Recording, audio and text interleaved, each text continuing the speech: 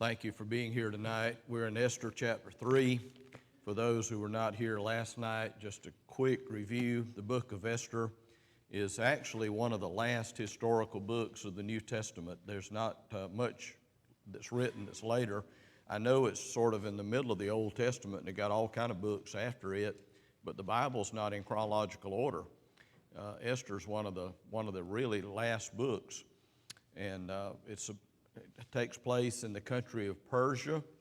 We had the map last night, which I'll refer to maybe a time or two. It's not absolutely essential you have it, but I'll refer to it a little bit. The country of Persia back then is the country of Iran today. Of course, their empire covers what would be several countries today. The king was, in the Bible, he's called Ahasuerus, but history tells us his name was Xerxes. And we saw last night that he got rid of his queen because she would not come when he called for her. And a new contest was held, and Esther was chosen as the queen. And God is working, even though his name is not in the book of Esther. But God is working because we're going to see tonight that the Jews are going to need a friend. And this is actually in chapter 3 through 7 is the most interesting part of the book to me. It's just fascinating how even though God's name is not there, he is working, and he had to be, because there were just so many things. The fact that Esther was chosen as queen. And we also saw last night that they put a law was passed in Persia for the women had to obey their husbands. And I don't know how long that law lasted, but obviously it's been gone for a while. But anyway, we're on chapter 3, and where it says it begins exactly like chapter 2. It says, after these things. Well, I explained to you in chapter 2 that 4 years went by from the end of chapter 1 to the beginning of chapter 2. Well, here 5 years go by. Time is flying. 5 years from the end of chapter 2 to chapter 3. Now, if you say, well, how do you know that? It doesn't say that in the Bible. Well, if you look at, I believe it's verse 7, it tells us that the events in chapter 3 occurred in the 12th year of King Ahasuerus. Well, last night, Esther was chosen queen in the 7th year. So Esther has been queen for 5 years now. See, God sees the need ahead of time. You and I, if we see something, just like me going to the doctor next month, I'm going to start worrying about my weight about 2 or 3 days before my appointment. I'll start riding the bicycle and doing all kinds of things. But we need to see God sees ahead. He knew that Esther would be needed, but she's there for 5 years, and I guess basically nothing really exciting took place during those 5 years. But we meet a new character tonight. In verse 1, it says, after these things did King Ahasuerus promote Haman, the son of Hammedatha, the Agagite, and advanced him and set his seat above all the princes that were with him. Now we're going to meet the villain of the story. His name is Haman. He is one of the most wicked people in all the Bible, and one of the clearest pictures of the Antichrist that there is in the Bible. He was a person who hated the Jews. Does anybody remember what that term was called from last night? Anti-Semitism. From the beginning of the time that there has been a nation of Israel, there have been people who tried to destroy the Jews. The devil would love to destroy the Jews because the Bible has a lot of promises that God has made to the Jews that he has not yet fulfilled. They will be fulfilled in what is known as the millennial kingdom, when Jesus rules this earth for 1,000 years. Now, if the devil can wipe out the Jews before Jesus comes back, then God will be found a liar, you see, because there won't be any Jews here for God. In other words, he would have made promises that he couldn't keep. So I can tell you tonight that there'll always be a Jew. Remember, there's no promise that there'll always be a United States, but there'll always be a Jew. So Haman is a person who hates the Jews, and it tells us here in verse 1 that he was an Agagite. Now, most of you, unless you've studied Esther before, maybe didn't pay a lot of attention to that or found the word hard to pronounce or whatever. That simply meant that he was a descendant of Agag, who was the king. That was the royal family of the Amalekites. And that goes back to 1 Samuel chapter 15 and verse 8. They were ancient enemies of the Jews. It was King Agag that Saul was supposed to have killed. And actually, God told King Saul to wipe out all of the Amalekites. And the reason now, you see, is because here, some several hundred years later down the road, is a descendant.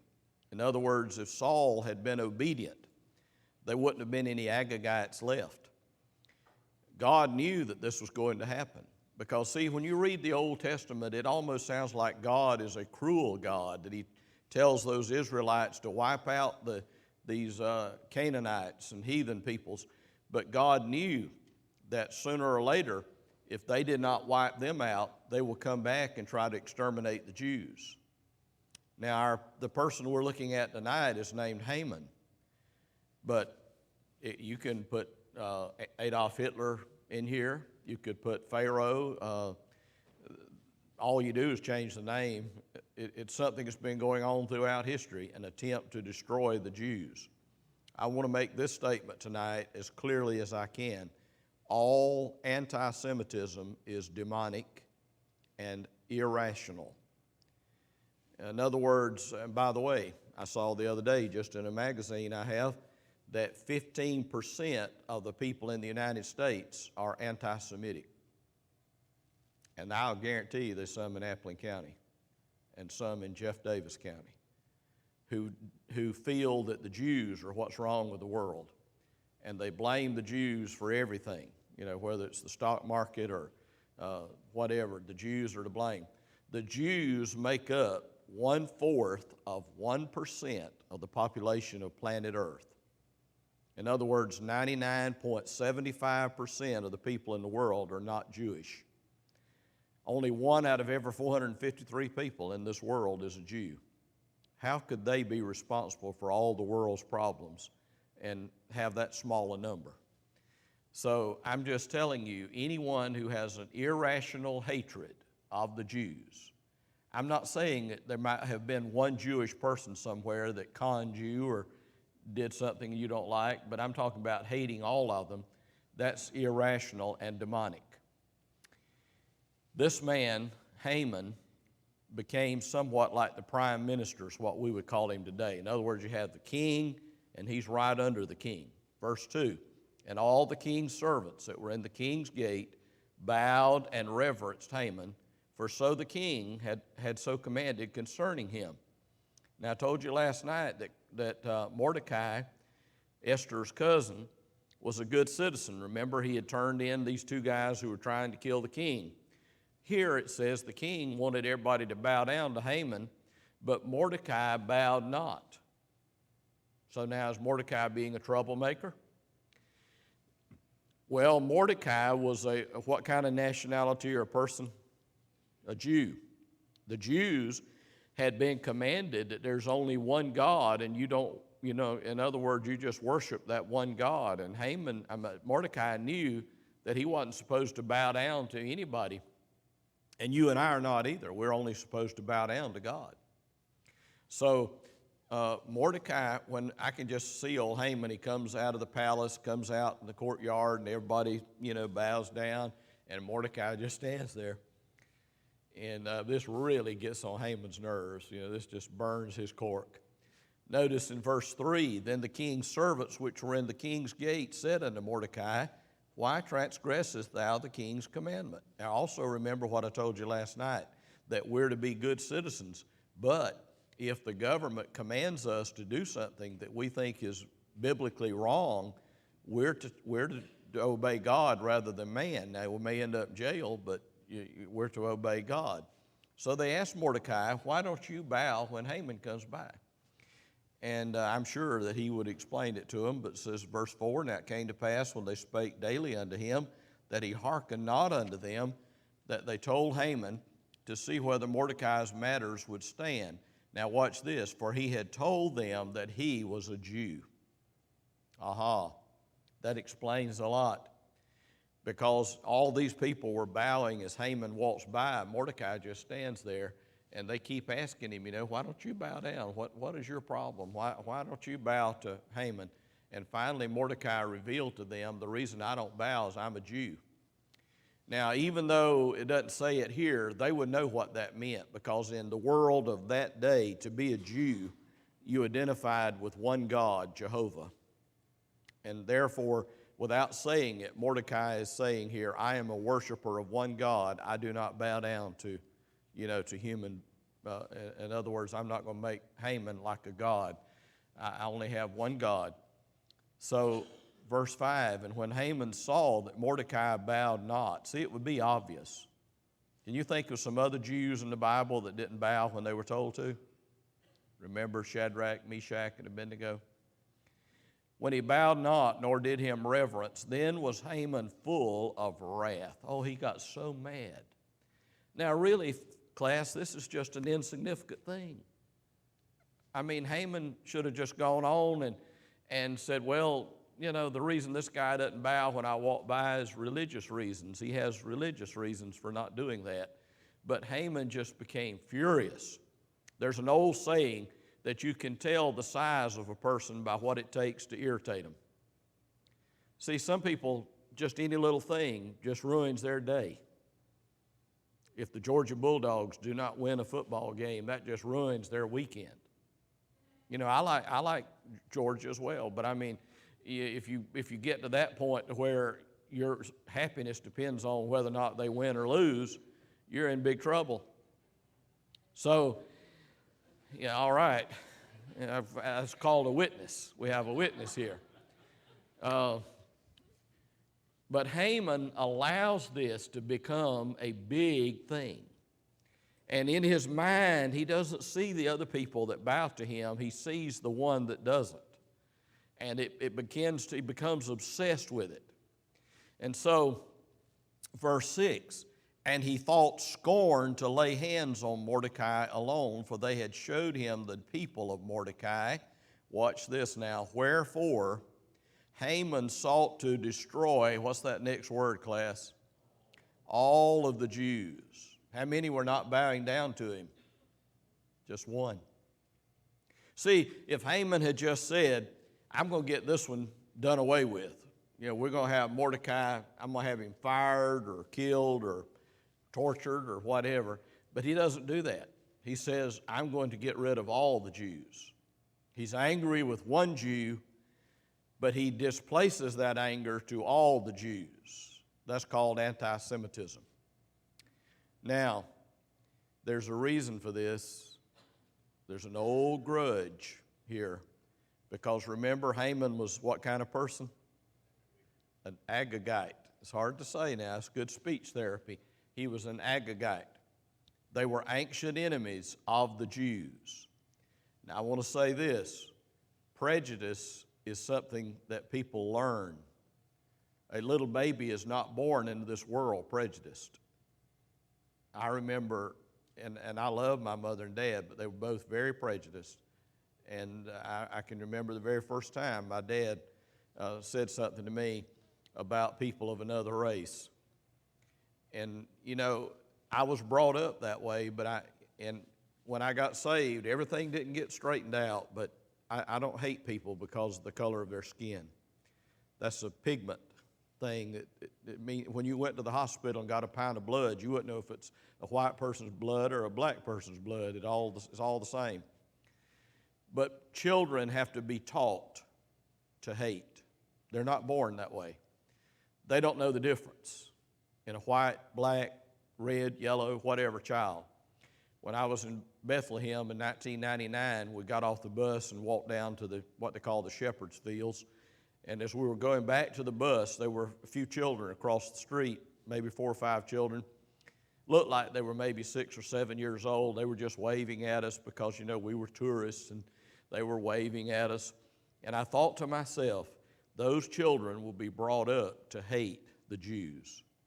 They were Palestinian children. They didn't know any better, but they'll be taught that you don't like the Jews. So Haman and it's an old grudge here. He's angry with one Jew, but he wants to kill all of them. See, that's satanic. Remember, if he can get rid of all the Jews, then the Bible will be found to be a lie, because God has made a lot of promises that he has not yet fulfilled to the Jewish people. All right, now Haman comes up with a plan to destroy the Jews. See why we need a Jewish lady as queen? Because they're going to need somebody to stand up for them. Verse 7, Haman's plan. In the first month, that is the first month of their calendar. First month of our calendar is January, but not the Hebrew calendar. It's the month of Nisan. In the first month, that is the month Nisan, to be around late March, early April to us. In the 12th year, that dates it, King Ahasuerus, which would have been 474 BC, they cast Pur. Now, I'm not sure how to pronounce this. I guess you could pronounce it Pur if you wanted to, but I'm going to call it Pur because later on we'll see that there's a feast called Purim that will come from this. They cast Pur, that is the lot, before Haman from day to day and from month to month to the 12th month, that is the month Adar. All right, now, if our sound people, if you throw that verse up, notice this, Proverbs 16:33. The lot is cast into the lap, but the whole disposing thereof is of the Lord. What is that verse saying? That man can roll the dice, but God's going to determine how it comes up. See, a pure or a lot is they, and it's not clear here how they did it. There were several ways they could have done this, but they could have rolled dice. They could have had stones or something with something carved on it. But what they did is he's trying to figure out when would be the best time to have the Jews destroyed. What would be the perfect date to have the Jews annihilated? In other words, it's the Old Testament version of the final solution, like Hitler had. And the Persians believe that at the first of the year, the gods came together and decided the fate of every person. So this is the first of the years, the month Nisan. And I don't know exactly how they did this. They could have put every date on there and put them in a barrel of some kind, and then had somebody blindfolded and drew out a date, or they could have done it some other way that would have taken more time, which they probably did. They would have, for example, threw something, and if it come up, like we would say heads, it'd be 1 month. If it was tails, you throw it again to the next month. But anyway, they go through this procedure, and it comes up to the month Adar. Now, Adar means nothing to us, but that was the 12th month. In other words, that was the final month of their calendar. Now, remember, when did they cast the dice? What month? The first month, okay? It would be, I'm going to just put it where we can understand it, all right? It'd be like in January, they cast the dice to see when would be the most appropriate day to kill all the Jews, and it comes up December. See, in other words, Haman would have been better off had it come up right away, because he had things going his way. He had the king on his side, and he had things going his way. For him, it would have been better if it had been immediate. But it turns out that it would be 11 months.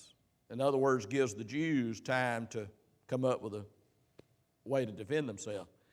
So remember now, it was Haman and his advisors or his fortune tellers who cast the lots, but who determined how it comes up? God, okay? All right, that's why I had that verse in Proverbs. So just put it on you. I was told last night hard drive is unacceptable. Put it on your podcast or whatever, that they've got 11 months to figure out what to do about this. But on the other hand, there's another way to look at this. They've got 11 months to worry about it. In other words, Haman probably thought, well, this will be good. That'll give them time. They'll know each day that counts off the calendar, they'll know they're getting one day closer to annihilation. In other words, it gives them a lot of time to worry. So, verse 8. And Haman said unto King Ahasuerus, he's trying to justify this now so that he can get the king to buy into the plan. He says, there is a certain people scattered abroad among your kingdom. What kind of people is he talking about? The Jews. He says these people are different, and they are. See, a lie is most effective when you mix some truth in with it. Just an outright lie usually doesn't fool anybody, but you mix a little truth in with it. So he says that you have a certain group of people living in your kingdom. He says these people are diverse from all people. Now, and the Jews are. They were like a nation within a nation. Jews usually did not intermarry with others, and they wouldn't give their children to marry somebody else. In other words, a Jew married a Jew. They didn't marry outside of. They had their own Sabbaths. They had their own holidays. They had their own foods. Jews, even today, an Orthodox Jew has certain foods that he will eat and certain foods he won't eat. So Haman says, you've got some people in your kingdom, they're different. And again now, that's true, they were different. He says, they neither keep they the king's laws. He said they have their own laws. And he's talking there about the Mosaic law. But he says they don't keep the king's laws. Now that is a lie. See, he's given some truth, but now he throws in a lie. They were not lawbreakers. Jewish people traditionally obey whatever government they're under, but they're still going to be Jews.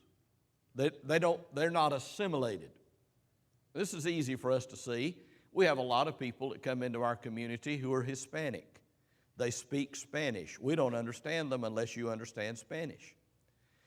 However, their children will probably be bilingual. They will. So when they go to McDonald's, the child orders because the parents don't know how to speak English. But if those people stay here over several generations, guess what will happen to them? They will become assimilated. They may still have Hispanic names, but they will be able to speak English because they have been here a long time.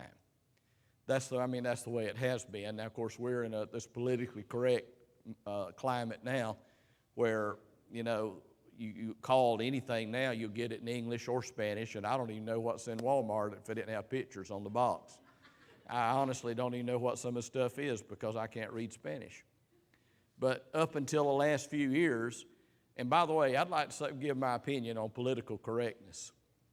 Who says what's politically correct? Why can't I say what's politically correct? I am an American citizen.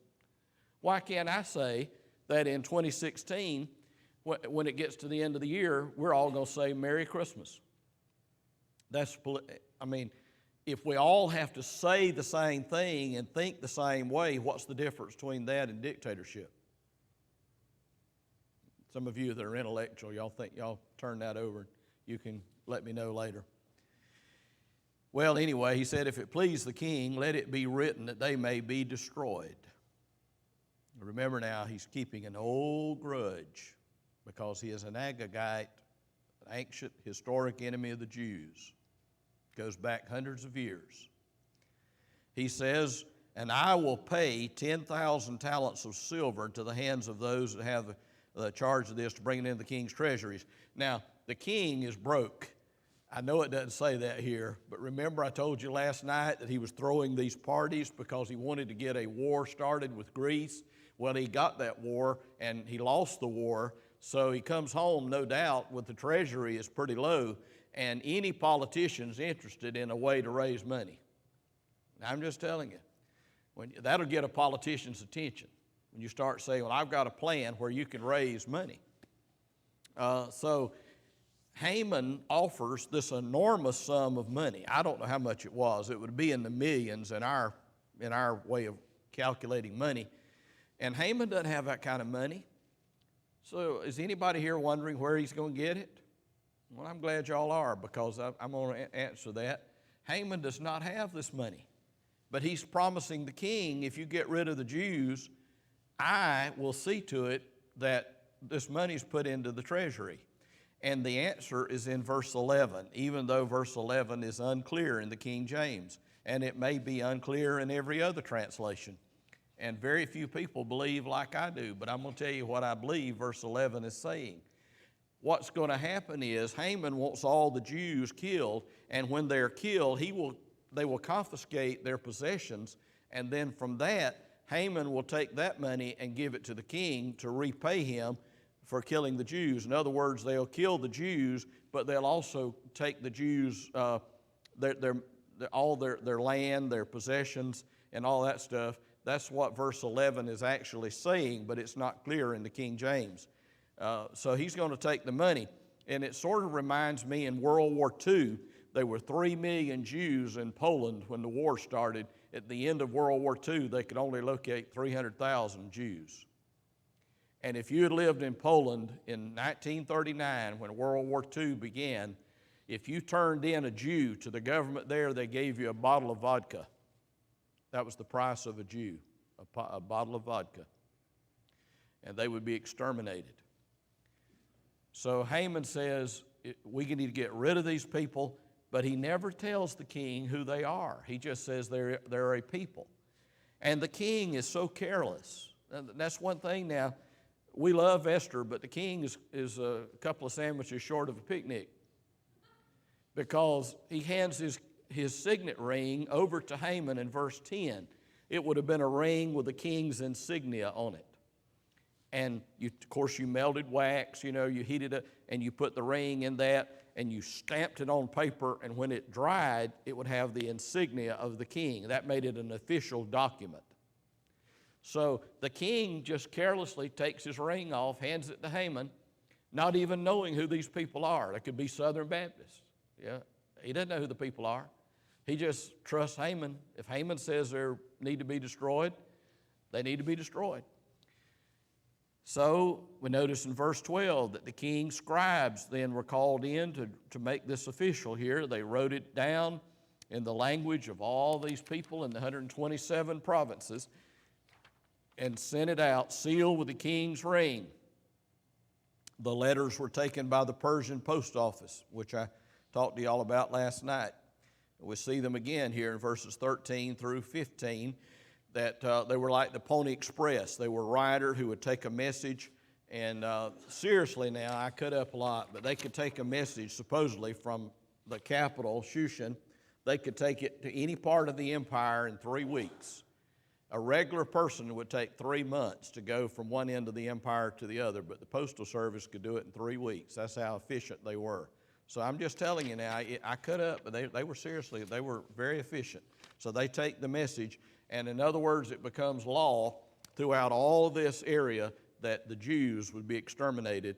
Now, so y'all need to realize, not just the ones in Persia, but if you'll notice over here on your map, that Jerusalem and all that is included in that kingdom. So if Haman's law is allowed to stand, every Jew in the world will be wiped out. And if every Jew in the world is exterminated, you could throw your Bible in the trash can on your way out tonight, because it would be full of lies and half-truths and stuff that God cannot keep. So there's a lot at stake here. The last part of verse 15 says the city Shushan was perplexed. I don't really understand that. The only thing that may make sense here is that they don't understand why there's these people are so bad, that they have to be exterminated, because right now it's the Jews, but it could be them next. But they don't know what to do, so they're perplexed. Now let's go to chapter 4. Now, verse 1, when Mordecai perceived all that was done, in other words, he discovered that the king has approved. The king doesn't know now that Esther is a Jew. He's married to her, but he doesn't know she's a Jew. When Mordecai perceived all that was done, remember, Mordecai is the man on the street. Esther's in the palace. Mordecai has some kind of job that keeps him at the gate. Mordecai rent his clothes. What's that mean? tore them. It was a sign of grief or mourning or repentance. He rent his clothes and put on sackcloth. Now, according to Revelation 6 and 12, sackcloth was black. It is goat's hair. It was very itchy.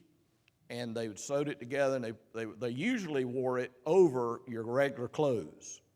But sometimes some of these people would wear it, in other words, they'd take their shirt off, put on this itchy stuff called sackcloth, and sometimes they even wore it to bed. I mean, I don't see how they stood it, but it was a way of letting everybody know that you were upset.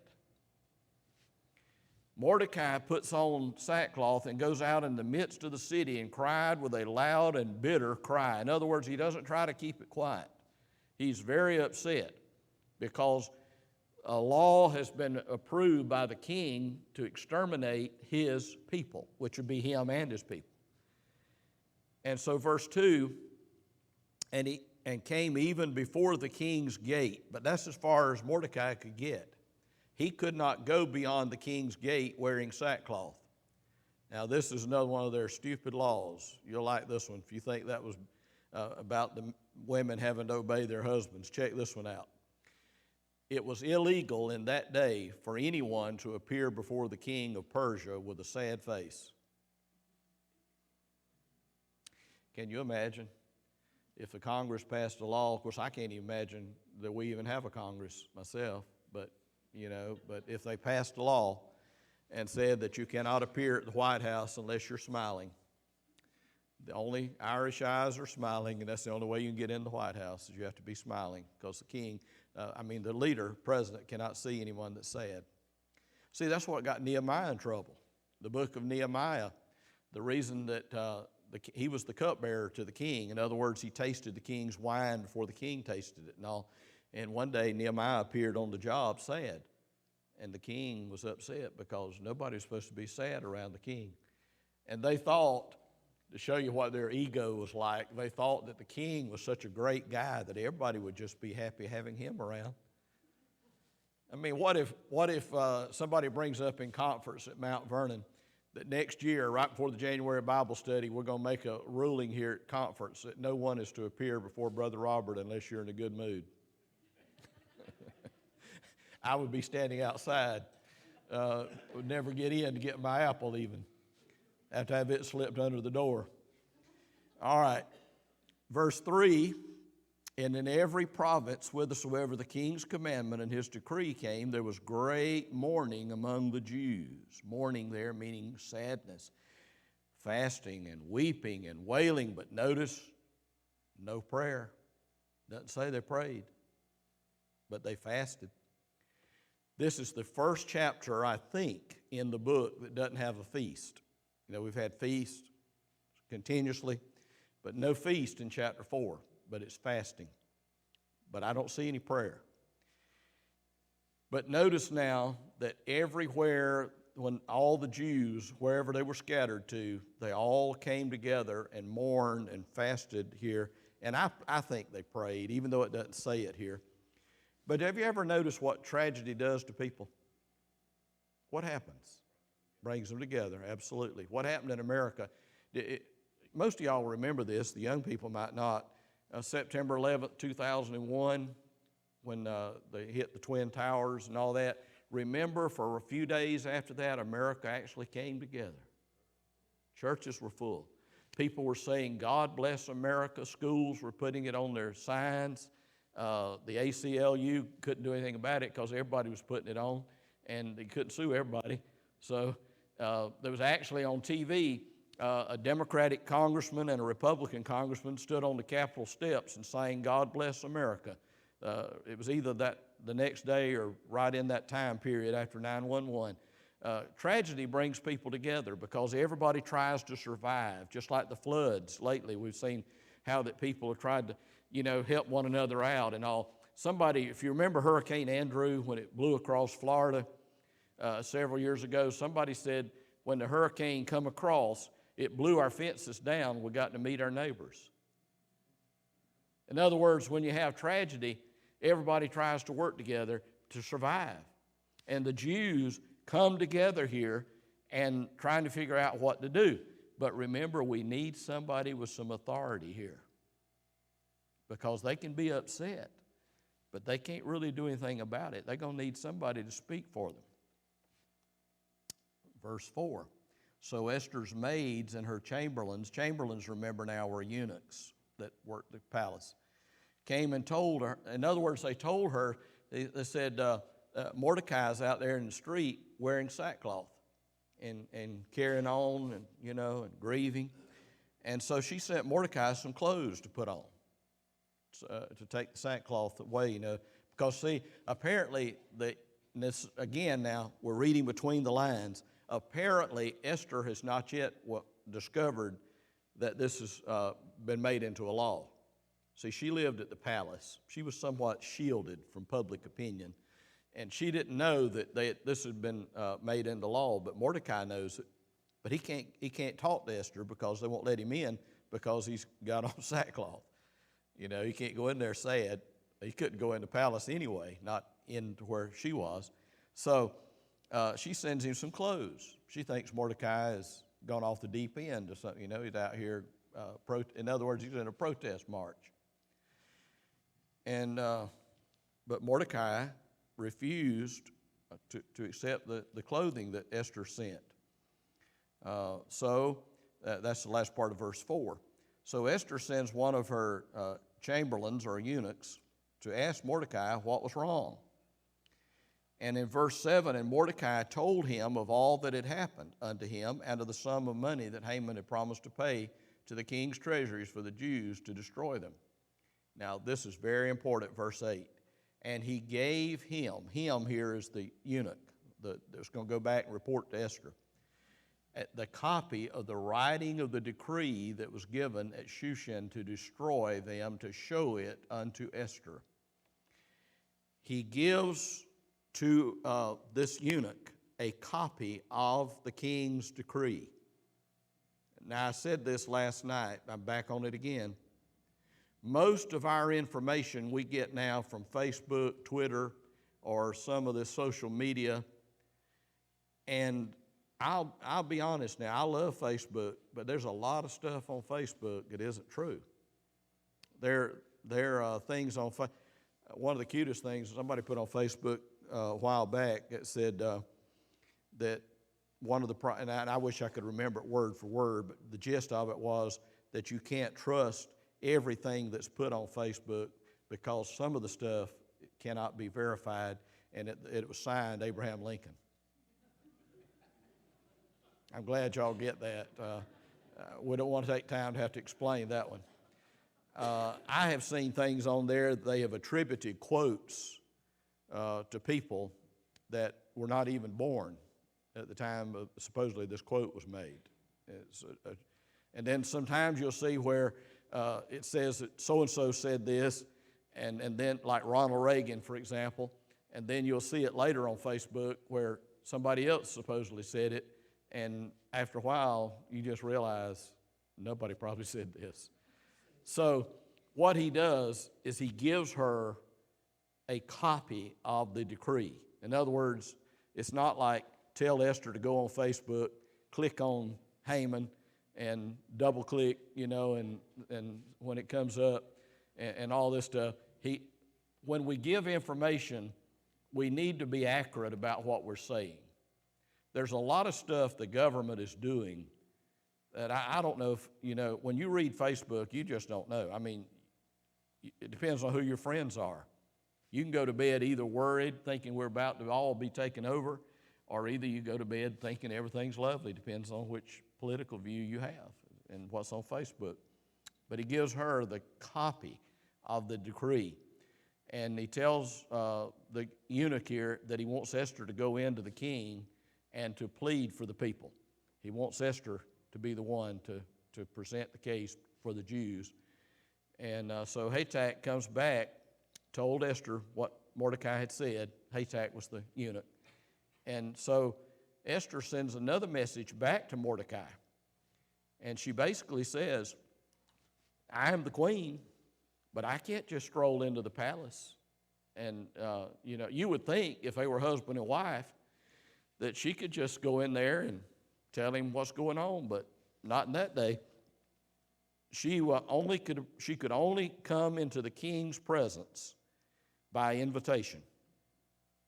If she did not, if she went without being invited, she could be put to death. That was the death penalty, unless the king held out his golden scepter. He had a scepter. If he held that out, that meant mercy. You could approach the king. Now, there is actually a reason for this. It sounds sort of crazy, but in that day, see, they had no secret service. The king was always afraid of being assassinated, and eventually this king would be. But you always weren't sure who your friends and your enemies were, so they didn't let people close to the king, because you didn't know who might have a knife, under their toga or something. You didn't know who might have something that they was trying to do away with the king. So Esther says, I can't just go in there and speak to him. She says, I have to be invited, and he hasn't invited me in 30 days. And again, I know y'all think, well, that is weird. That'd be like being married to somebody and you hadn't spoken to them in 30 days. Of course, some of y'all look like you know what that means. But anyway, they obviously had a big palace, and he didn't see her like you would think husband and wife. They didn't just sit down and have breakfast and lunch and stuff. So she says, I can't just go in there because he hasn't sent for me. And then we come to the key verses in the book of Esther. In the 13th verse, then Mordecai commanded to answer Esther, think not thou with thyself that thou shalt escape in the king's house more than all the Jews. In other words, Esther, honey, don't think now because you're the queen that they're going to let you by. Somebody's going to eventually tell that you are Jewish. And remember what the decree was, how many of the Jews were to be destroyed? All of them. Not just all of them except the queen. In other words, Esther, we need you. You're our only hope. And if you don't speak up now, don't think that you'll get by, because you won't. He says, for if thou altogether holdest thy peace at this time, then shall their enlargement means basically deliverance or help. Enlargement and deliverance arise to the Jews from another place. Now I wonder what he meant. Who else would help them? I wonder if he meant God. It doesn't say it. But who else could help them? There's no country going to help them. When he says, Esther, if you don't speak up, the Jews will be delivered, but you won't be. Somebody else will do it. But I wonder what he had in mind, because if it isn't God, there isn't anybody else to help him.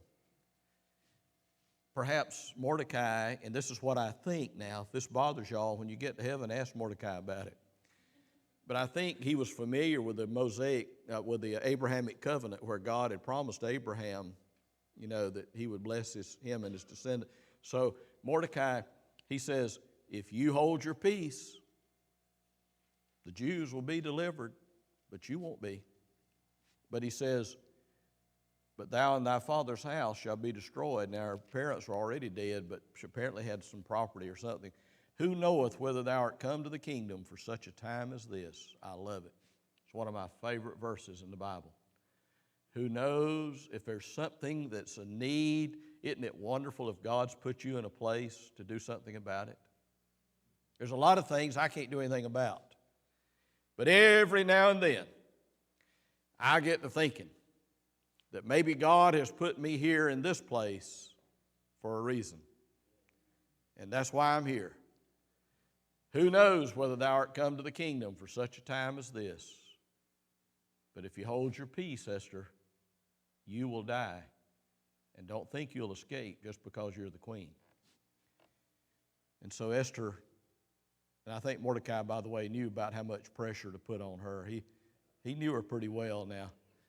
And so she says, well, verse 16, Go, gather together all the Jews that are present in Shushan and fast for me. What we would say is pray for me, but she says fast. She says neither eat nor drink for 3 days, and I'll do the same. And then I will go in unto the king, which is not according to the law. And if I perish, I perish. In other words, I'm willing to take a stand. It may cost me my life, but I'm willing to do it. Esther was a little reluctant. Now, some people say, well, that means she wasn't as great as... No, to me, it shows she was greater. She had a fear because this is life or death. If the king does not hold out that golden scepter, she's a dead duck. But see, I've talked to people that were in the wars, that fought in battles and stuff. I have never talked to a veteran yet that was in war now that didn't say they were scared. See, that's why I don't go to movies. Yeah, I like John Wayne. John Wayne is, but he was never afraid. I mean, I just, that's not the way it is. We used to have a guy at our school that was a hero in World War II. He did, and I always called him. I said, here's my hero. And he would correct me, but I realize now what he meant. I didn't really understand it then, but I know now what he meant. He said, I just did what I had to do. And what he did is he saved his life and a bunch of other people's life. But he did not see that as heroic. He saw it as just doing what I had to do. But he was afraid like everybody else. But he knew it needed to be done. And Esther says, I'll go. But I'm sure she says, I want y'all to fast for 3 days. Now, chapter 5. Now, it came to pass on the third day. Now, this time we don't skip a bunch of years. On the third day, what are the Jews doing? Fasting. They may have been praying too, but they were at least fasting. Now, on the third day that Esther, this is important. This is right here in front of y'all. Esther put on her royal apparel. Now, I wonder if anybody was here last night and was awake when I was talking about the Persian beauty contest. And if you remember, I told you last night that thing lasted how many months? Was anybody listening? 12 months, that's right. A whole year. All right. Now, I told you last night that those women in that beauty contest had access to all the cosmetics, makeup, clothing, anything they wanted. But when Esther went in before the king, remember I made a big deal about this last night, she went in as a natural beauty. She did not go in with all kind of makeup and all that. But this time, when she goes before the king, she's all decked out. That's what it means, her royal apparel. She would have put on the makeup, had the prettiest dress or whatever, because that lets you know now this is an important thing. This is life or death, not only for her, but for her people. So she's going to look her very best. I'm sure if she was already beautiful and then she puts on all this other stuff, I don't see how the king's going to be able to resist, I'll be honest with y'all. But let's read on. And she stood in the inner court of the king's house. Now, wouldn't y'all like to have had a security camera back then that would be taking pictures of this so you could see it's a dramatic moment because, I'm just telling y'all now, if the king does not extend grace, not only is Esther done for, but I don't know anybody else is going to help the Jews because there's nobody else with that authority that Esther would have. So she stands there in the palace, walks into the room where the king would be conducting business. The king is busy, no doubt, doing his thing. And here's Esther standing back sort of next to one of the pillars of the building or whatever. And Esther approaches him. I'm sure her heart was beating 120 beats a minute because remember, she has not seen him in 30 days. And so the king was sitting upon his royal throne. In verse 2, so it was that when the king saw Esther, the queen, standing in the court, that she obtained favor. We can breathe now. And he held out the golden scepter, and Esther would have touched it. That was the way it's more like the king is offering you mercy, and you touch the scepter, you're accepting his offer. And so the king says, verse 3, what wilt thou, Queen Esther? In other words, what brings you here? This is a surprise. I would say so if he hadn't seen her in 30 days. What is thy request? He knew that she wasn't there for just small talk because she had never done this before. It shall be given thee even to the half of thy kingdom. The good news is tonight, boys and girls, is that God has extended us grace. That's the good news. We're all sinners. None of us are holy enough to stand in God's presence, but He's extended grace. But we have to accept that.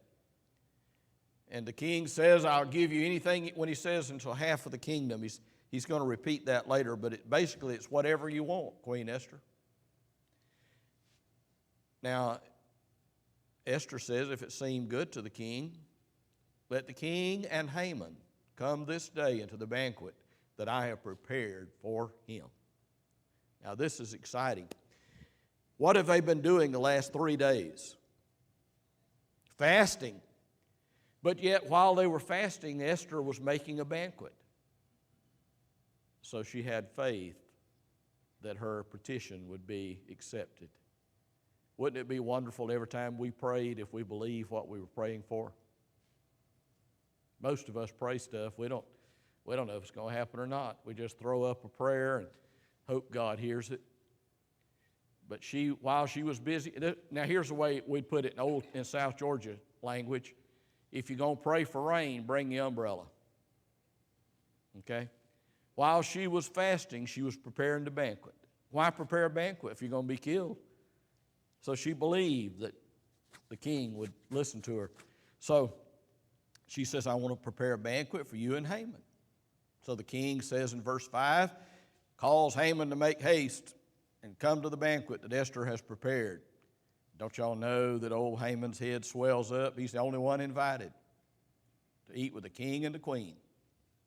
Verse 6, the king said unto Esther at the banquet, what is thy petition? He knows that she's up to something, but what do you want? And so Esther says in verse 7, now we don't know if Esther got cold feet here or not. I'll be honest, I couldn't have held it in. I'd have just said, they're trying to kill us. And here's this guy who's doing it, Haman.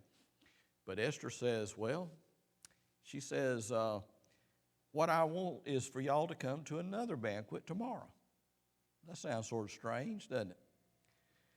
And you know there's a reason for that, but Esther didn't know it. In these next 24 hours, some weird things are going to start happening. But Esther didn't know that. See, God is moving behind the scenes. Providence. He sees ahead of time. He knows that in 24 hours, here's a verse I like, Genesis 15:16. God told Abraham the iniquity of the Amorites is not yet full. And what's going on here is God's going to give Haman 24 hours. Haman could have repented. God's going to give him 24 hours. There'll be another banquet tomorrow. So Esther says, if you'll come tomorrow, I have another banquet. Verse 9, then went Haman that day joyful. Oh, he just floats out of eat like a porcupine with the quill sticking out. Haman leaves there because he's the only one that got invited. And then he walks out, and guess who he runs into? Mordecai. Mordecai, the one that won't bow down to him. And he's just gotten out of this big VIP banquet, with the king and the queen. He's really feeling good. He runs right into Mordecai. Y'all ever had things going good one day and then just something awful happened? You're just feeling great.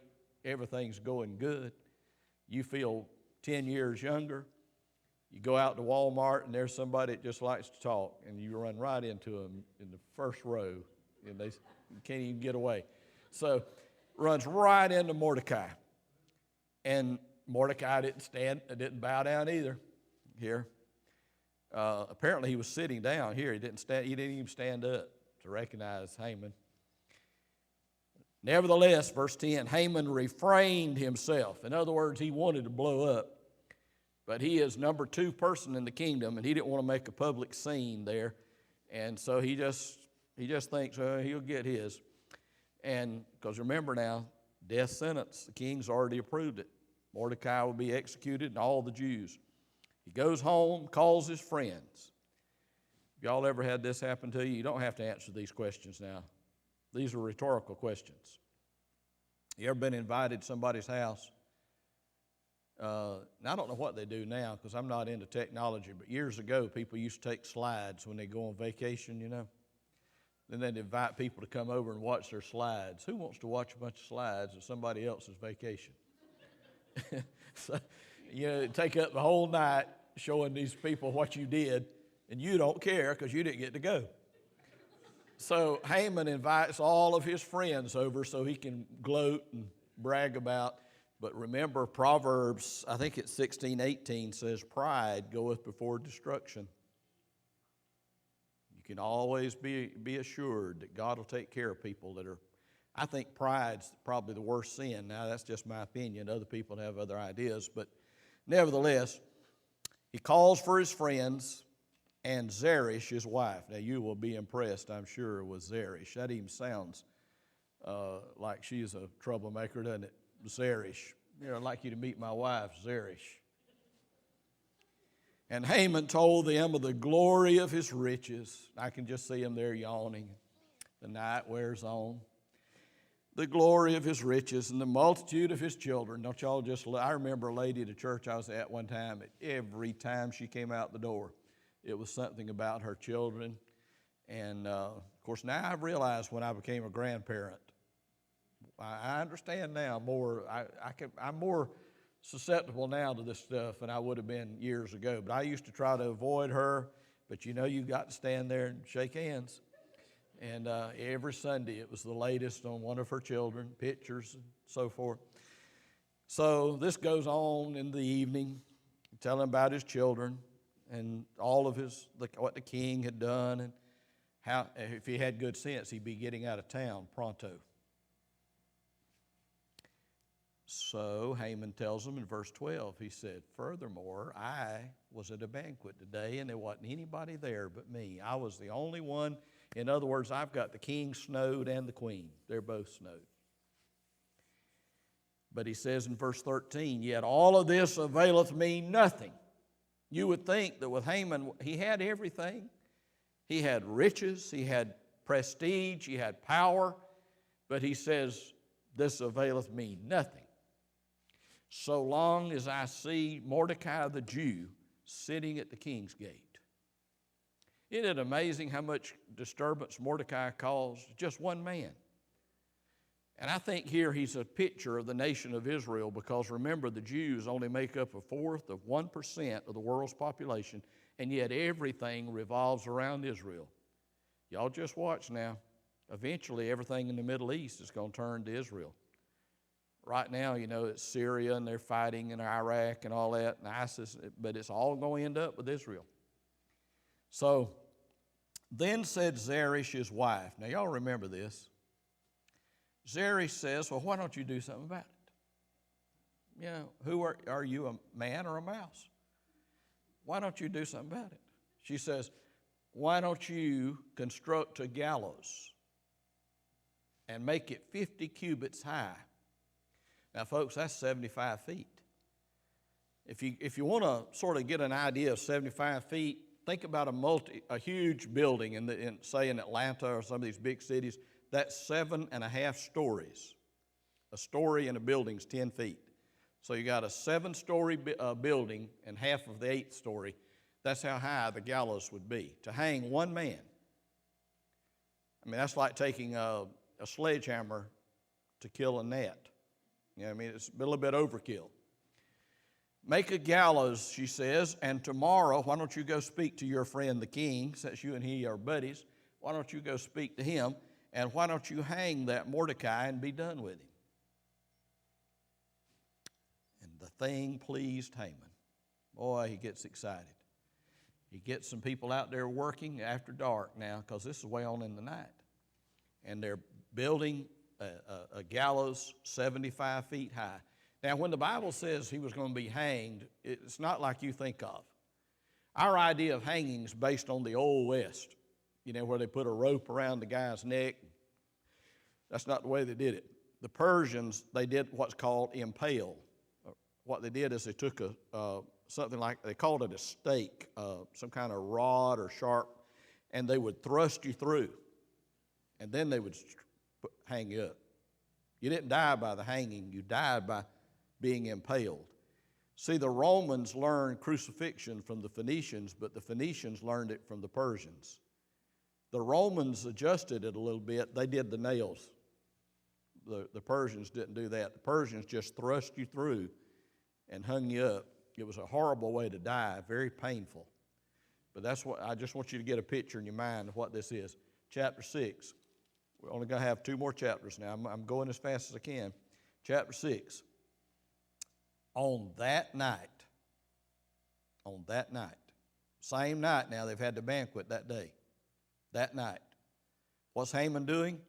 He's having a gallows put up to have Mordecai hanged in the next day. On that night could not the king sleep. Well, what a night for the king to have insomnia. I'm sure there were a lot of nights the king had trouble going to sleep, because back then, remember now, if you're the king, you have to worry that somebody's going to try to kill you. And that's usually what did happen. Most of them were assassinated some kind of way. But he couldn't sleep. But isn't it interesting that it was that night? In other words, had he slept soundly that night, the next morning he would have approved Haman's plan and Mordecai would be dead. But the king couldn't sleep. But I tell you who was in the bedroom that night with him that never slumbers nor sleeps. Psalm 121, verse 4. The God of Israel was in the room that night. But the king couldn't sleep. Well, they didn't have Ambien and all back then, and we're not going to have it either if you're on United Healthcare, because they're throwing us out. But, there wasn't no sleeping pills the king could get. So the way they got him to sleep was they would call in somebody to read the most boring stuff they could find. And the most boring thing was the chronicles of the kings of Persia. Now, folks, I don't mean to upset you. Please don't take this personally. But I made this statement at First Baptist, and some of them didn't necessarily agree with this, but it's hard to get excited about church conference. I mean, if it's just a regular conference. Now, if you're voting on something big, that's a little different. You're going to vote on something really, but just a regular, and somebody gets up and reads the minutes. And, remember these associational meetings we used to have that take 2 days? Now they do it, in about 2 hours. It used to take 2 days, and they just get up and read out of the book of, about the reports and stuff from the Georgia Baptist Convention and all. And you'd sit there and you think, why are they reading this? They're going to give us all a copy. And they read the thing. Well, they would have brought in somebody to read. This would be the minutes now. It would be a list of just day-to-day stuff that had happened in the kingdom under this king. It might even go back to other kings. And no doubt the guy that read it would do it in a monotone voice, about like the way I talk, and y'all sitting here fighting back sleep. And so he'd be reading the minutes of all the stuff. And the king would usually drift off to sleep. So they called in and it just so happened, what a coincidence, just so happened that night that when they opened this, it would have been a huge thing of hundreds of pages. He turned to the thing, remember I told you all last night when Mordecai turned in those 2 guys that wanted to kill the king? It's in chapter 2, verses 21 to 23. It just so happened. Remember I told you last night that nobody did anything for Mordecai for that? He did a good deed and it was overlooked. But it was written down in the Chronicles. Well, would you believe that's where that guy turned to? I wonder who was behind all this. So you can't read Esther without knowing God's here. There's too much going on here that wouldn't have just happened. What if he'd have turned to some other thing to read? There was hundreds of pages of this stuff. But he happened to open it up that night to the incident 5 years before when Mordecai had saved the king's life by turning in this plot these two men had plotted. And so the king sat up in bed, verse 3, and he said, well, what have we done to reward Mordecai for this? And they said, nothing. We haven't done anything for him. So the king says, we need to do something for this guy. He saved my life. Verse 4, now apparently it's early morning now, and Haman's already out. So I'm thinking Haman didn't sleep well that night either. But Haman, the reason he didn't sleep well is he was so excited because he's going to finally be able to get rid of Mordecai. He's got the gallows built, and he's going to go to the king. It's going to be just a formality. Don't y'all know if the king would give him his ring and agree to have hundreds of thousands of people exterminated, he'll agree to let one person be. So Haman, and apparently Haman could come in and see the king anytime. He didn't have to have the golden scepter stuff, but he comes in, and Haman comes in to speak into the king. And Mordecai's on both the king's mind and Haman. Mordecai, the king wants to reward him. Haman wants to have him hung. This is interesting. There's nothing on TV going to be this interesting now. Y'all don't get in no hurry. There's not going to be anything on TV this interesting. Here is the king thinking, we need to reward this man for saving my life. And Haman is thinking, I'm going to get the king to give me permission, and we'll get rid of him today. So they bring Haman in. And the king says in verse 6, Haman, what do you think? I need your advice. What can be done to the man to whom the king delighteth to honor? In other words, I want to honor somebody.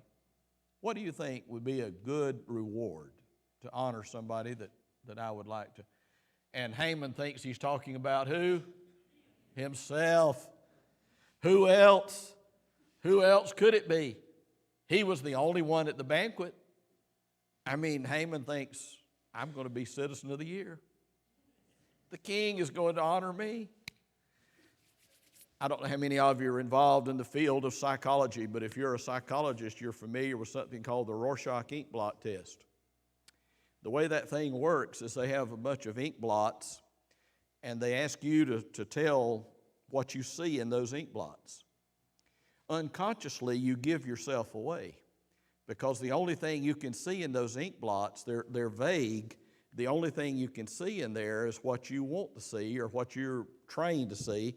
In other words, you give yourself away. And Haman here, in it, he says, well, who in the world would the king be talking about but me?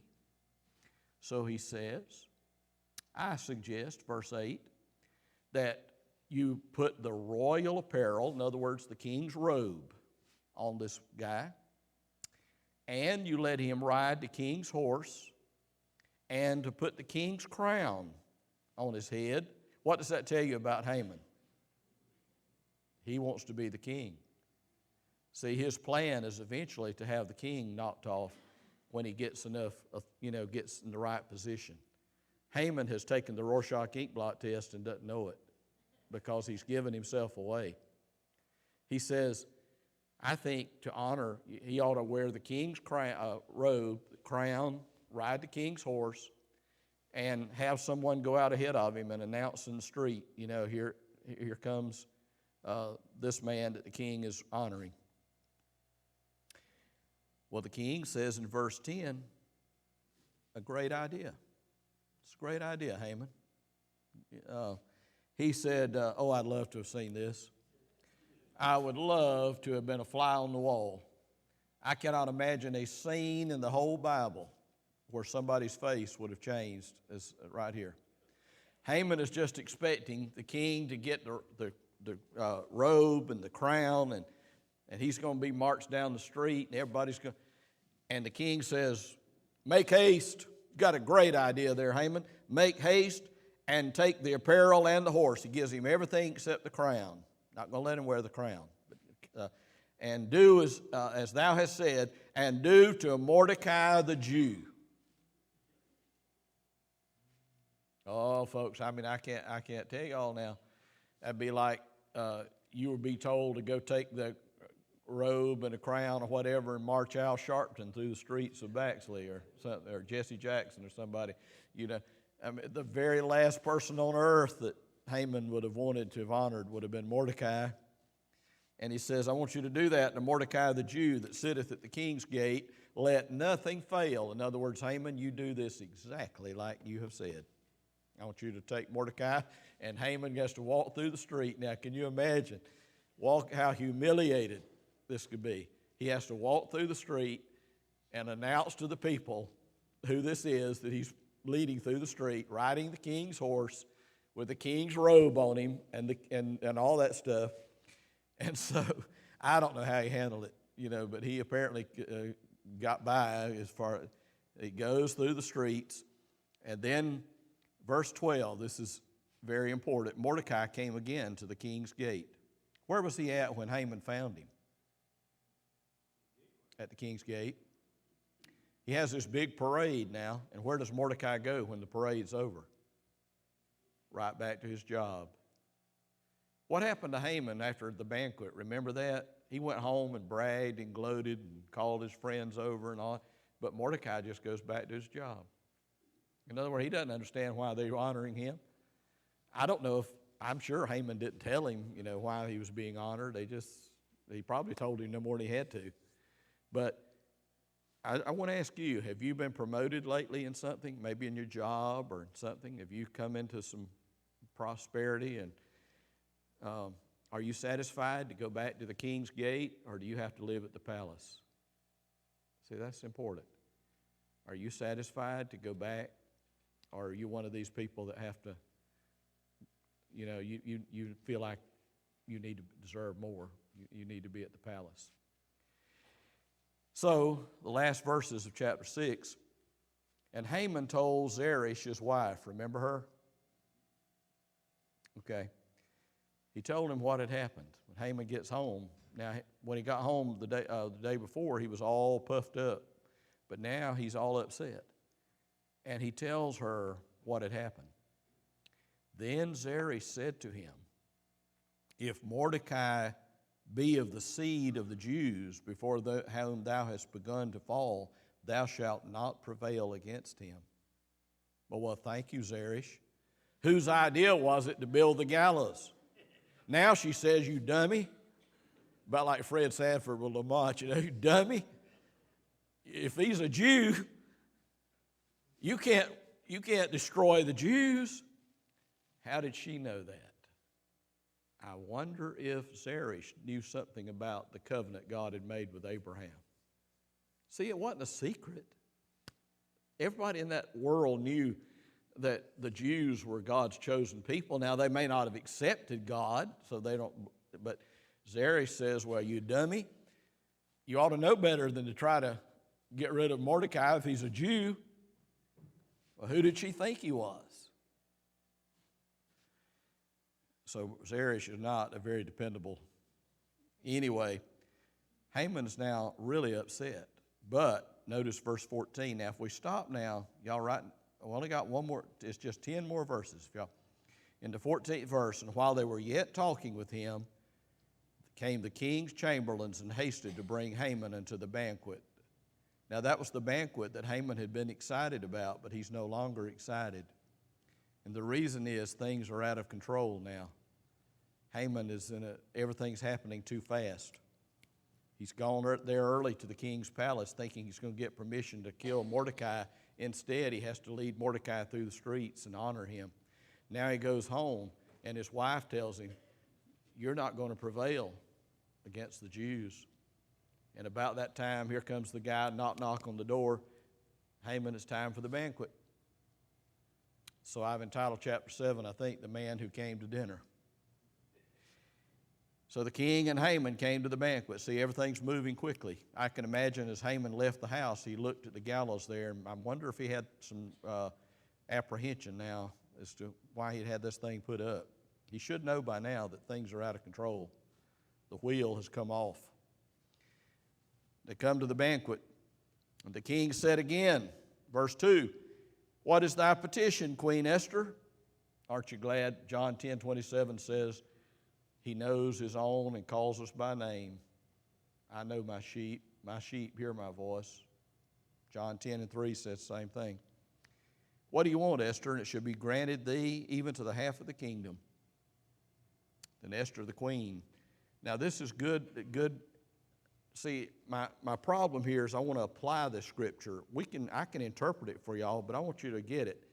Esther is a good model here. Remember now, she had not seen her husband for how many days before the 30 days?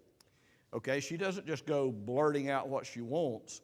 She waits until the relationship has been restored, and then she's going to tell him what she wants. That's a good model for husbands and wives. When you have something going on, a lot of times we blurt out things to our spouse that we haven't thought through. And Esther says, and by the way, it sort of reminds me of Ecclesiastes 3 and 7. There's a time to speak and a time to be quiet. Do you know the difference? If you've been married 40, 50, or 60 years or more, you probably learned that. If you're a newlywed, you may not know that. You may feel like you need to just speak. There's a time to speak and a time to be quiet. She says in verse 4, she finally tells the king, she says, "For we are sold, I and my people." He doesn't know she's a Jew. She says, "We're to be destroyed, to be slain, and to perish." That was an exact quote from the edict or the law that the king had signed. You know, the sad thing is, I don't think the king even realized at that point, though, who she was talking about. Because on that day when he handed Haman his ring to make that decree, he probably signed a whole bunch of things that day, and he didn't pay any attention to who he was. Remember, he didn't even ask who the people were. That's how careless the king was. She says, "My people are going to be destroyed." And then the king says in verse 5, well, who is he? Who is the person who wants to destroy you? Who would dare to want to destroy the queen and her people? And Esther said, "The adversary and enemy is this wicked Haman." And boy, now you think Haman's having a bad day. Ain't nothing going right. I told y'all he should have left town the night before. She says, "The adversary and enemy." The words used here reminds us of our adversary, who is Satan. Yeah, the devil. It's this wicked Haman. That Haman was afraid. I would say that was an understatement. He is terrified.